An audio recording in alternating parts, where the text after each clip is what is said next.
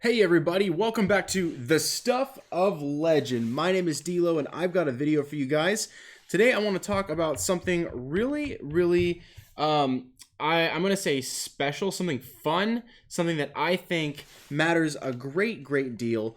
And I hope that you guys get to be as excited as I am. I'm really pumped for this. So, let me go ahead and show you what we're talking about today. Today we're talking about The Mandalorian, and again, I want to warn you guys, I think this should be kind of a no-brainer, but there will obviously be spoilers in this discussion. I'm going to be talking about specific theories for specific moments, so if you haven't seen The Mandalorian and you'd want nothing spoiled for you, even if it's something sort of minor, I suppose, you should definitely wait to watch this. Put this in your watch later, and then come back to this after you've watched it on Disney+. So, for the meantime, I'm gonna go ahead and jump right in, and let's go ahead and cut over to the new screen. What's up, my dudes? And I've got Nerdy Blurb TV in the house. What's up, my man? Ryan from Nerdy Blurb TV. I'm not wearing a shirt right now, but I normally wear my shirt and your shirt on this channel, so thank you for that. I can't wait to hear again from you. I can't wait to connect and hear what Nerdy Blurb TV has to say about The Mandalorian, but I am super pumped for this show. I will take any and all questions at the end of the video. I will circle back as soon, and I'll check in from time to time even, so it won't even have to wait till the end. But we're going to talk about who I think, I'm going to go back and show you guys this screen right here. Hold up. Who saved Mando? Well, hell, I'm not going to go ahead and ruin that for you guys, but some of you may have pieced together where I might be going with this, but you may not have any idea what I'm going to say about this and why I think this is viable. So first, I'll start off with more obvious things. If you guys seen The Mandalorian episodes 1 through 4 now, there have been, since episode 1, flashback sequences. At first it started out really light, very simple, very quick. It cut back and forth really fast, so you intentionally couldn't see a whole lot. But by episode 2 and then episode 3, each episode you get more and more details in those flashbacks from Mando, the unnamed Mandalorian. And he's the main character. You can see him in this image right here. He's in the first A of Mandalorian. What we do see is very interesting, because throughout The Mandalorian so far, we've gotten multiple callbacks to Star Wars Episode 2 and the Clone Wars specifically. Not specifically Episode 1, not specifically Episode 3, not even as much 4, 5, and 6, although we do get plenty of that. There is distinct things that stand out from episode 2. I've already talked with you guys about the Kamino cloning facility logo that is on Dr. Pershing's arm, except the signet around the logo is different. Back in episode 2, it was kind of almost an ovally shaped patch that had the signets. It looks like an I and L in English, IL, but it's not really IL. It just looks like IL. That was the signet for the cloning facility on Kamino. We talked about that last time. On The Mandalorian, the Imperial scientist, so not from Kamino specifically, but he wears the signet IL that represents the Kamino cloning facility, except instead of it being in an ovally shape, which was kind of the shape of the heads of the Kamino people, this time it's in the Empire's what is that called? A hexagon, the shape of the Imperial logo. So they were wearing that. So the IL is now inside of the Imperial logo, meaning that the Empire has now taken over cloning. That's my take. That's my theory there. And it seems to hold water. There's no other logo in the Star Wars world that it looks like that specifically. So anyway, that's what I have deduced from that. But to build on that, that calls specifically back to episode 2. Why does it call back to episode 2? Well, we're dealing with two people that are huge fans of Mandalorian culture. We're talking about Dave Filoni, obviously, who did the Clone Wars. He did Rebels. And he has now done The Mandalorian in writing. And holy cow, have his stories been off the chain, off the charts, the best Star Wars content we've ever gotten. And that's continuing right now with The Mandalorian, but it calls back to episode 2. There's a special love for episode 2 because episode 2 was one of the few episodes or sagas in Star Wars that gave us details about where Boba Fett came from. And that's where this all kind of comes back to. Now, the Mandalorian's clearly in the same spirit as Boba Fett, because the Mandalorians aren't all bounty hunters, but it just so happens that the bounty hunters or the Mandalorians we're dealing with here are bounty hunters like Boba Fett, like Jango Fett, because Jango defected from Mandalore and he became a bounty hunter. And that's what his son took up, and that's now what this guy is doing in the Outer Rim, and it seems that that is a good way to make money in the Outer Rim. So, if you're a scoundrel. That being said, gosh, Episode 2. I've always been a fan of Episode 2. I grew up around the same time as Phantom Menace Episode 2 was coming out, so I was very young at that time, and I've always been in love with the Mandalorians, much like Dave Filoni and Jon Favreau. I want to show you guys some things that I think happen in that flashback sequence when he's just a kid and his parents are like, oh no, hide, like it's like bomb shelter type stuff. But what you see is super battle droids that they were the guys that would like, the wrist would turn around, they would go, they would like shoot from the wrist. Those battle droids, not the ones that would go Roger, Roger, they were the ones that go Roger, Roger. And that was the one we see in the flashback that is attacking wherever the heck he was as a kid. It could have been Mandalore, it could have been Tatooine, it could have been, we don't know where. But it could have been the Outer Rim. It could have been right where he was still bounty hunting when we see him first in the first episode. But we just don't know those details. That being said, I think it makes sense, given what we know about the foundlings, that Mandalorians aren't actually from Mandalore. Not all of them are from Mandalore, but they are people who have since adopted the culture, the creed, the religion of being a Mandalorian, what it means to worship war and to treat battle like it is a form of worship. That is something that the Mandalorians do. And so that's why they're so feared in the galaxies, because they are the fiercest warriors. They treasure war, they treasure battle. For them, they uphold it like a religion. And you don't have to be a biological Mandalorian to become a Mandalorian. And that's what the foundlings are. They're people that were adopted. So, adopted into the culture as youths. I want to point out what I think is the person that saved young Mando when it looks like his parents were killed by the battle droids in the invasion. Could have been of Mandalore, could have been anywhere, but that's not what I'm here to debate. What I'm here to talk about is, I think the person that saved Mando, we'll call him Mando, was one of a few different people. Let's start now. I'm going to jump right in. We're going to take a look at who I think is the savior of young Mando in the flashbacks. First up, I think it's someone from the clans of Mandalore. I think it's one of the primary family clans that we are aware of, based on Attack of the Clones, Episode 2, based on the Clone Wars, and based on Star Wars Rebels. I think that those particular storylines we know are canon. All the books and that sort of thing, it's great, but we're not exactly crystal clear on what of those written lore are canon as of yet. There are some that we do know for a fact, but I want to stick to the ones that we are aware of, like Clan Vizsla, shown and discussed in I believe that one is both in the Clone Wars and in Rebels. Clan Fett, which is Jango Fett and his clan, and Boba, who is a clone of Jango, so not an actual biological son, but he is a biological clone and adopted as a son. So Clan Fett. We talk about Clan Ren, which is Sabine and her family from Rebels.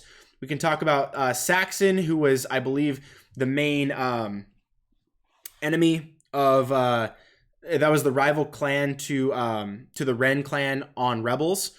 And then Kryze, and another form of Vizsla. I don't know if this is an actual typo or if this is another clan. So I don't know this much. But Clan Skirata, I believe that was in Rebels. So we take a look at these. I think that maybe it is very, very likely and very possible, based on what we know about foundlings, and we know that Mando himself was a foundling as of Episode 4. So as of Episode 4, it is made clear that he himself was one of the foundlings. He's not just, of course, fond of the foundlings, not just, of course, upholding the tradition of caring for the foundlings, as we saw when he donated, a percentage of his material to make armor for the foundlings. And they say foundlings are the future. This is the way. This is the way. This is the way. That kind of stuff. So I think that a Mandalorian of one of these primary clans, and I would be willing to bet it's either going to be Ren, Vizsla, Fett, and I'll get to more on that specifically in a bit, or Saxon. I don't think it's going to be like Kryze or Scarada. I think it's going to be one of the other four because they're more primary and they're the ones that specifically Dave Filoni helped to bring to life. And also Jon Favreau. Jon Favreau actually voiced Pre-Vizsla, the primary Vizsla clan leader from the Clone Wars. He was the voice of that guy, a voice of one of the Mandalorians. Would be really cool to see him in that. Maybe not voice him or play him in person, but just to see the character come to life. Maybe someone else acts him, but obviously Jon Favreau helping write that character would be really, really cool to see. He also was someone that I don't know if you guys saw that he was the wielder of the Darksaber. So that black lightsaber, that was Pre-Vizsla, leader of Clan Vizsla of the Mandalorians. So that was a really, really cool storyline they did in the Clone Wars. If you missed that, I hope you didn't because it was awesome. So anyway, I think that one of these guys probably picked him up, and that's why when he says in episode 4, I can't take off my mask. When was the last time you took your mask off in front of someone else? And he says, I wasn't much older than them right there. And they're all like a bunch of like 10-year-old kids. So he's probably like 12 or 14 or something, which lines up with the flashback. So odds are when he got rescued, it was very likely it was a Mandalorian. So I'll leave that there for now. I want to circle back to that in a little bit specifically. But I'm going to go ahead and jump somewhere else with this for a second, okay? So let's go ahead and jump to the next point for this topic is that I mentioned this briefly. Dave Filoni and Jon Favreau are the co-writers of The Mandalorian, but they also worked on the Clone Wars together, and they're good friends. They're big time, deep cut Star Wars nerds, and both massive fans of Mandalorian culture specifically. And I mentioned that Jon Favreau not only helped Dave Filoni write the characters and the stories for the Mandalorian lore in the Clone Wars, which is the best we've seen so far up till the Mandalorian, but also he voiced Pre-Vizsla, the primary Mandalorian of that story arc. So that to me is a very big deal, and it is also probably a number one reason why they're tying everything back to episode 2. So this is one of my theories here. Let me know what you guys think about this theory. Do you think it's going to be someone specifically from these clans in the Mandalorian clans? Do you think it's going to be a random person, good doer, do-gooder, something like that? Let me know what you think about that down below. I'm going to jump ahead to the next one here. And let me see. I'm going to go ahead and I'm going to go here, put that away for a second. I've got this here. I want to show you guys some of the clans. Clan Saxon, shown in Star Wars, the Clone Wars, I believe. And was it Rebels? Yeah, it's in Rebels for sure. So this one was in Rebels. We also have Clan Wren, which is Sabine Wren from Rebels. You guys have seen her, of course. And her armor is super dope because she paints it herself and goes all nuts. And also we have the Vizsla clan, which I mentioned just a second ago. I won't stick on that very long. There's Clan Fett, which includes other members other than just Jango and Boba. But most people only know Jango and Boba. So either way, that'd be really cool. Next, we have the Mandalorian clan of Kryze, which would be really fun. That was also in Rebels. And now my next point here, I'm going to pull up is Darth Maul. So I want to show you guys. Sorry, I had to swipe something past my screen real quick. Darth Maul, in case you weren't aware, most people who didn't see Star Wars Solo, I have no qualms about spoiling it for you because you missed the boat. You chose not to see it. I don't care anymore. So that's your fault for not seeing it. But Darth Maul did not die by the blade of Obi-Wan Kenobi in The Phantom Menace. What happened was he got chopped in half, fell a very, very, very long way down. But according to canon and history, we know that no Jedi has ever died from a fall, save for potentially Mace Windu, yet that is not confirmed. So, that being said, Darth Maul survived. The Clone Wars showed that story. Rebels continued that story. And Solo, a Star Wars story, confirmed it in live action so that it was no longer just a matter of animated story. Even though those were confirmed to be canon, they further canonized it, solidified it in Star Wars lore by bringing Darth Maul into Star Wars Solo, or Solo, a Star Wars story. So I think that it's very possible that the person that saved Mando, we'll call him Mando because I don't know his name. No one knows his name yet. But I think Darth Maul would have had reason enough to save young Mando because he was frustrated that the Empire was still running amok. Maybe perhaps on, if it was Tatooine or somewhere, wherever Darth Maul was, it's very possible that his grudge against Palpatine for betraying him, which we see in the Clone Wars, was still so powerful, so I guess sensitive a topic, that he would have just been slaughtering the battle droids. It's possible that he wasn't even trying to save Mando. It's possible that he just saw all these battle droids there and just decided to go nuts, go ham on it. I think it'd be a really cool tie-in.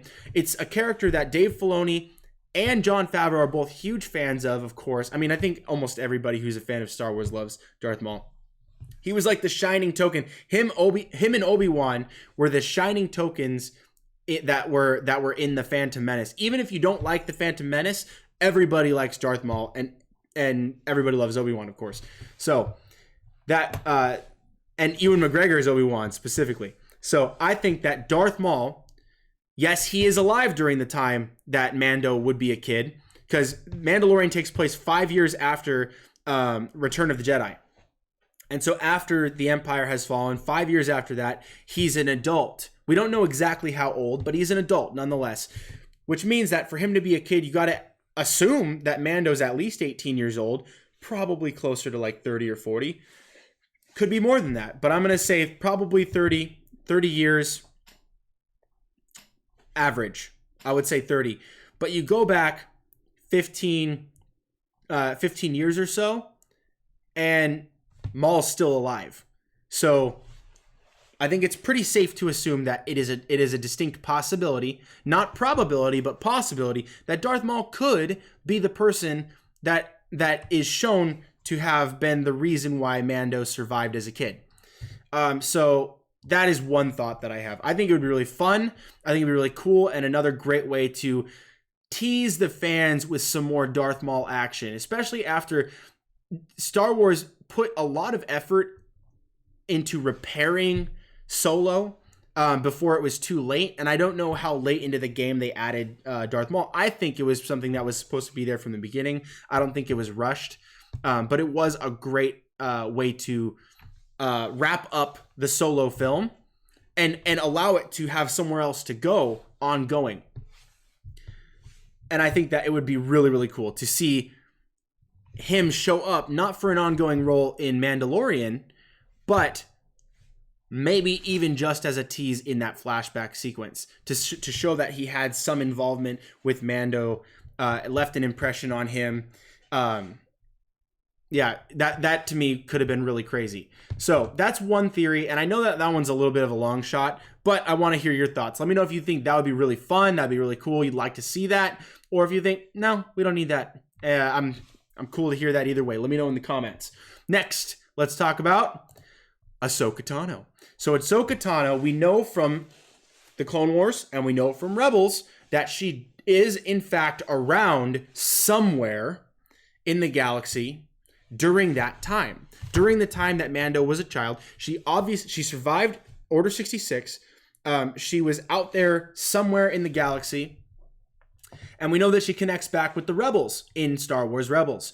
So during that time and leading up, we know that Rebels concludes in a way that means Ahsoka's not gone. So if she's still around, and she was around the whole time, she very well could have been someone, a lucky stranger that came along during an attack to keep Mando alive.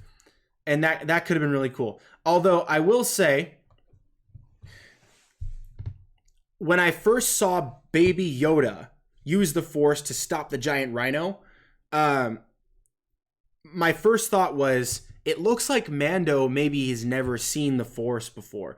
Or my second thought after that was, what if he has seen the Force before, but it's only happened once, and he thought maybe he was like, he just didn't believe it, you know? Like, and if he was a kid and he got saved by a Force-using girl that took out like a battalion of battle droids, that could be a reason why he would take pause when Baby Yoda lifts the rhino.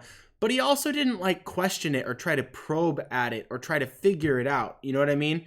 I know it was his bounty to collect Baby Yoda, but it seemed like it was something that maybe he either intentionally wanted to leave alone, or it was a really deep thing for him. He was like, wait a second, I've seen this before.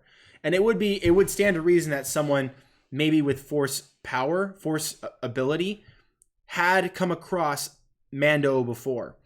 Because he didn't seem to be opposed to the Force like, say, Han Solo was in A New Hope, where he was basically Force atheistic about it. You know, basically just saying it's legend, it's lore, it's nothing more, that sort of thing. Mando did, even though he's a man of few words, didn't say a whole lot in regards to that, and he tried to keep it hush hush. He wanted to make sure that people knew, or people didn't know. You know, people didn't know what he had encountered. He wanted to keep it quiet, and I don't know. There's a lot to ponder there. It also begs the question: how much of this type of thought did Dave Filoni and Jon Favreau give to this character in the writing of those scenes? But nevertheless, I would like to think that Ahsoka Tano would be a viable character who could have saved him in that flashback sequence when he was a younger person.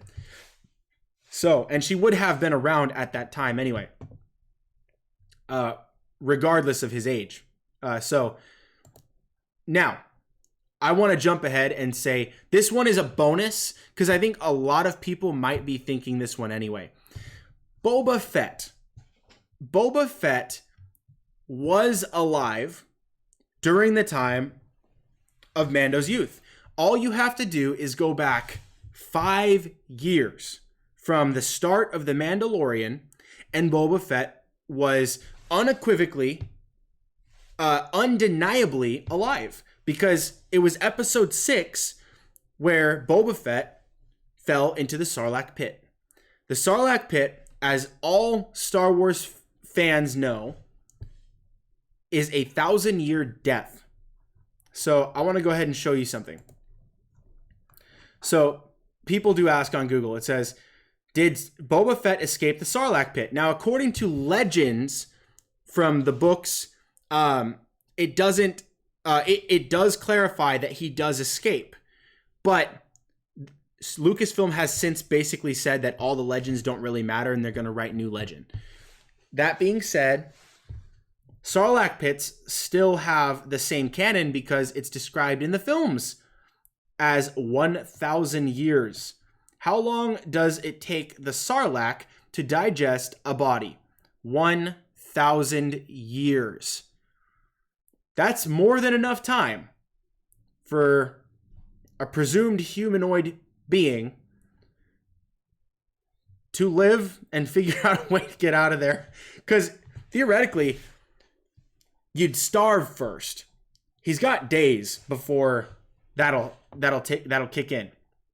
Although the body of the prey isn't digested inside the antlion for 1,000 years, as is said of the Sarlacc, any juices it has extracted from the prey do remain in the antlion's body.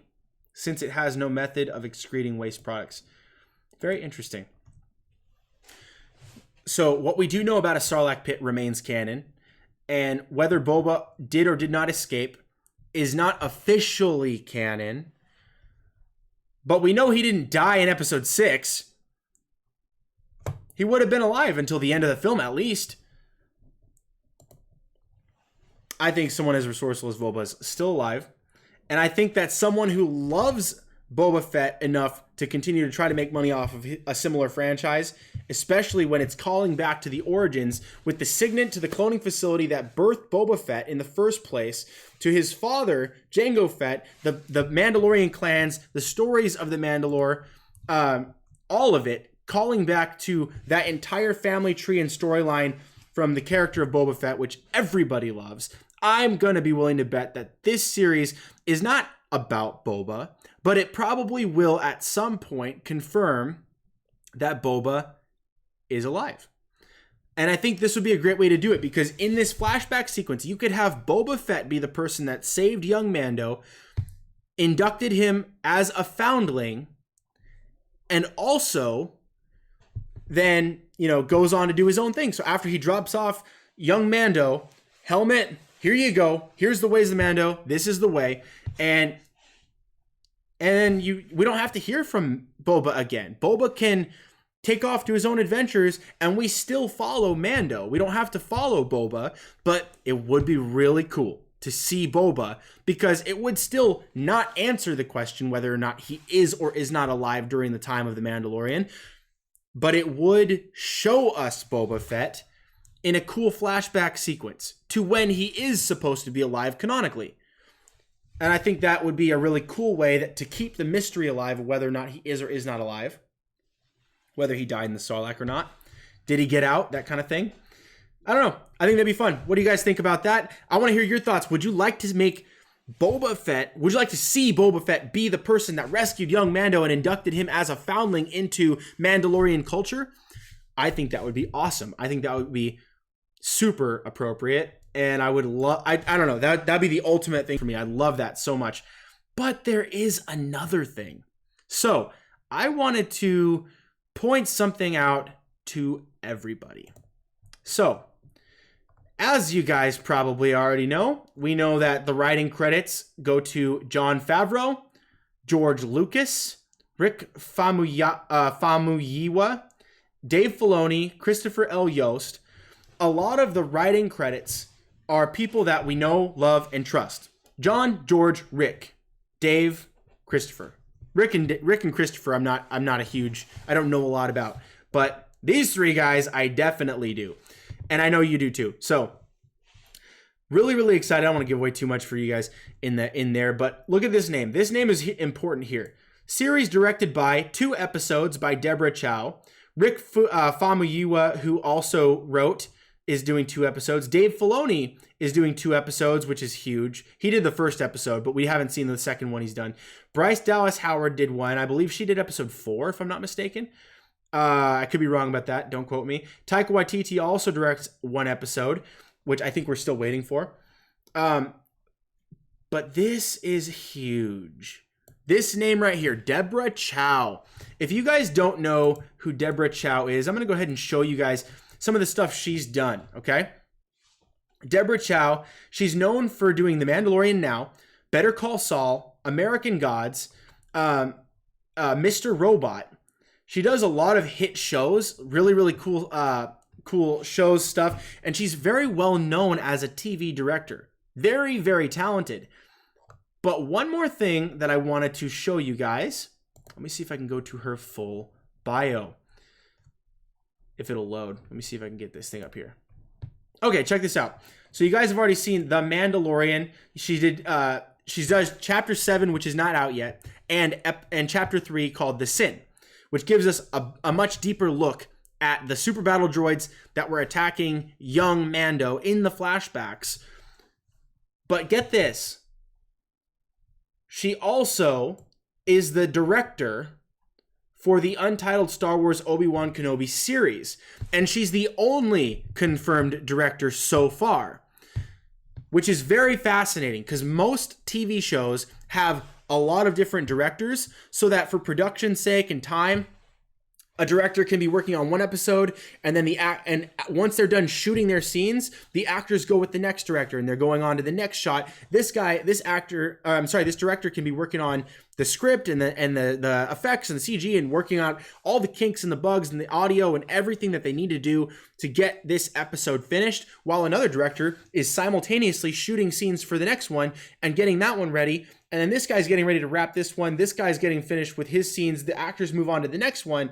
This guy's working on his post-production, and they just keep the train rolling. You know what I mean? So like the train keeps moving. What's interesting, is that a very talented director, who you guys now know as Deborah Chow, I believe she also did Iron Fist, if I'm not mistaken. She also had some episodes of Iron Fist, Daredevil, a bunch of the Netflix, like Luke Cage and Jessica Jones. I believe she did the Defenders too.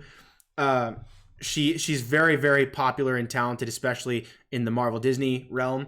And now she's been given the entire Obi-Wan Kenobi series, which I think is very, very fascinating. Her project, her new baby, her future is the Obi-Wan Kenobi series. I'm super confident in her ability as a director. I'm nothing but excitement for her being involved with this, especially after seeing episode 3 of The Mandalorian, The Sin. She killed it. She did such a good job. That was an amazing episode. That's the one where it ends with all the Mandalorians coming together to defend Mando against the Bounty Hunting Guild. Such a good episode. Oh my gosh. And the best one so far. I mean, I really love episode 4. So I think for me, those are like basically tied, but they're just getting better and better. They're just going up and up and up. And, but she's also doing Obi-Wan, and that's where I want to present my next pitch here, is that Obi-Wan Kenobi. Let me see if I could punch this in for you. The Obi-Wan Kenobi series. Don't fall for this stuff. There's no. I don't think there's any trailers for Kenobi yet. Yeah, that's a farce. But they have confirmed. Oops, I'm sorry. Did my screen go away? I apologize, guys. I don't know why it does that from time to time. Okay, so I'm back. I must have bumped the button. Sorry, guys. But the Obi-Wan Kenobi show, I think that Deborah Chow is laying groundwork, laying seeds for the Obi-Wan Kenobi series to just jump right in the same style, in the same spirit, with the same fans of The Mandalorian that are going to be on Disney Plus. We know that the Obi-Wan Kenobi series is a Disney Plus series. It has been confirmed for some time. Ewan McGregor said that he's known about this project for years now, but he couldn't say anything. He was on a non-disclosure agreement. So he had been asked almost every day of his life, when are you coming back? Do Obi-Wan, we need you back. Obi-Wan, you're our only hope, that kind of stuff. But he couldn't say anything. So clearly, I think The Mandalorian was written in a way that it is going to push up and help promote Obi-Wan Kenobi in the way that not that Obi-Wan will be in The Mandalorian ongoing or as a character regular, but I think that Obi-Wan is probably, like I said with Darth Maul being alive, we know that canonically, not only just from episode 4, A New Hope, that Obi-Wan is out there. He survives as Old Ben. He's the hermit. I think Old Ben found himself in the near or in the middle of a droid attack wherever Mando was, probably Tatooine, I'm going to guess, because he was probably staying close to Luke for protection. But I'll be willing to bet that young Mando was saved by none other than Obi-Wan Kenobi while Luke was growing up on Tatooine. So I think that's what happened there. And that could actually work both ways. You could have Darth Maul there too, because they were rivals, and Darth Maul was hunting Obi-Wan that whole time. So I think it'd be awesome, and I think it would be a really smooth way to get fans losing their minds about Obi-Wan, seeing Ewan McGregor again on screen in The Mandalorian. I think that would be just the craziest thing in the whole world. I would be flipping out. Gosh, I'm so excited. I hope that this is what's going on. So I know I mentioned to you guys that I think maybe the most logical choice for who saved young Mando is probably one of the main clans of Mandalore, which would make sense why he is in a secret guild, a secret clan, working as a bounty hunter. They only go out one at a time. We've seen him. They talk about the foundlings, but the foundlings are adopted. Who put him up for adoption? Who put him in the sights and the line of the clan that he's with right now, who we also still don't know the name of? So that's what I think. I think the logical choice is probably just another Mandalorian. It very well could be Boba Fett. It makes perfect sense. He was still alive at the time. I think that would be awesome and a huge nod to the fans. That's what fans would probably want. But what would fans want more than seeing Ewan McGregor as Obi-Wan Kenobi come in and kick some droid butt yet again and save young Mando? I think that's the best choice, the best theory. And I've got to thank my pal Dusty. Dusty, you are the man. He turned me on to that theory right there. I am super excited for that. And I hope that you guys comment down below. Let me know what you think about these theories. I want to know who your favorite choice is to be the savior of young Mando in the flashbacks. I know it's already written. It's already in stone. It's already done. Whatever they got planned is going to happen. No changing that now. But I want to hear your thoughts. Let me know. And let me know before next Friday, because I want to hear your thoughts before these episodes come out. You guys rock. Anyways, I'm going to go ahead and look over at the comments. It looks like Nerdy Blurb TV said, repping that T-Soul merch today. Heck yeah, dude. Thank you so much for supporting the channel. Financially, you're the man, and I really appreciate you. Guys, if you haven't seen Nerdy Blurb TV, make sure when this video is done, you go over and check out Nerdy Blurb TV. He's got the best content for nerds on YouTube today. Bar none. He's the best. Check him out, Nerdy Blurb TV on YouTube. And then he says, anyway, bro, peace out. And he says, haven't seen Mando yet, lol. And he says, you're the man. So he dipped out a long time ago because he hasn't seen Mandalorian, and I praise you for not sticking it through with this episode, because I talk about a lot of spoilers on this. To be fair, I put it in the title, so there's no getting around that. Now, I hope you guys talk to me in the comments. Before I go, guys, before I wrap this up completely, I wanted to run something past you, because I thought that this would be a good thing. If you guys want to support the channel, there is a very viable option for you guys. Go to my tpublic.com. It'll be linked in the description of this video, and you can check out my Star Wars inspired merch designs. So these are mine. I made these. And Star Wars, help me Dave Filoni, you're my only hope t-shirts. I've got This Is the Way Mandalorian, Best in the Parsec. I've got the Camino Cloning Facility logo. I've got all kinds of like Mandalorian action characters.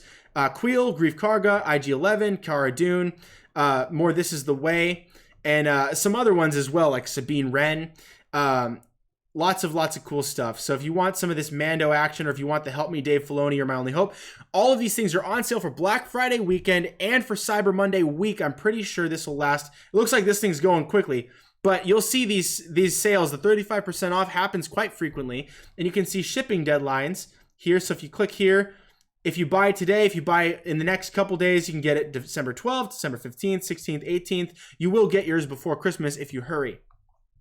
And you can pick your color. If you like maroon, you like gray, you know, that kind of stuff.